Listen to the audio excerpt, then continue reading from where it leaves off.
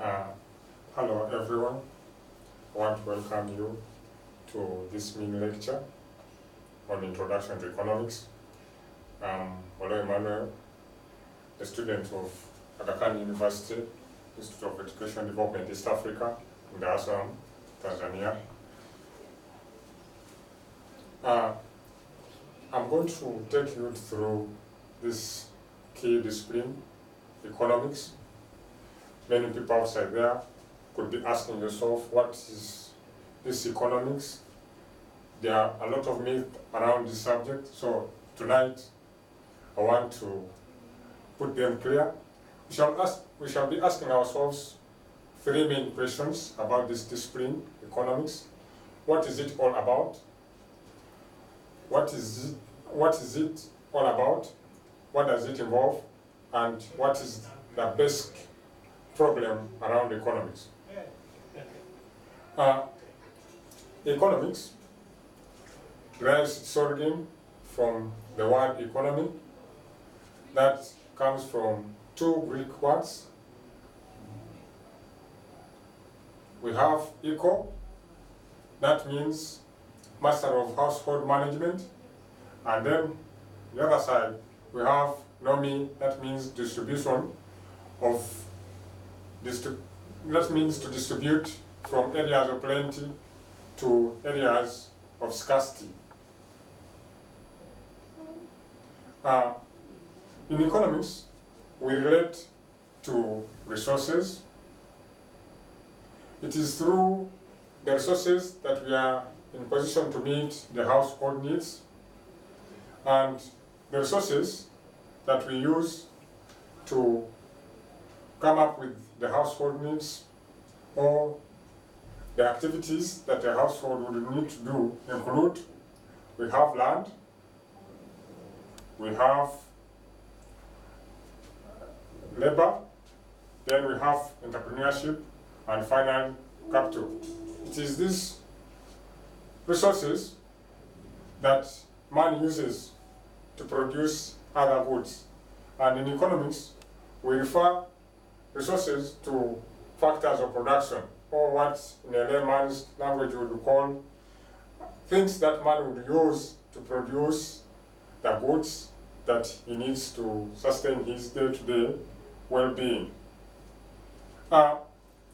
These resources come around with scarcity. We are much more aware that the number of people in our communities, in the country, and the world at large is big, but the resources from within which we derive our well-being are scarce. So when we talk of scarcity, it's where we refer to the basic economic problem. It is scarcity that is the basic economic problem. And scarcity, when we talk of scarcity, we mean the resources are in limited supply. They cannot meet the population within a setting. Therefore, since the resources are scarce, man is forced to make certain decisions. But how do these decisions come about? They come about when producers set a fixed price for the goods and services.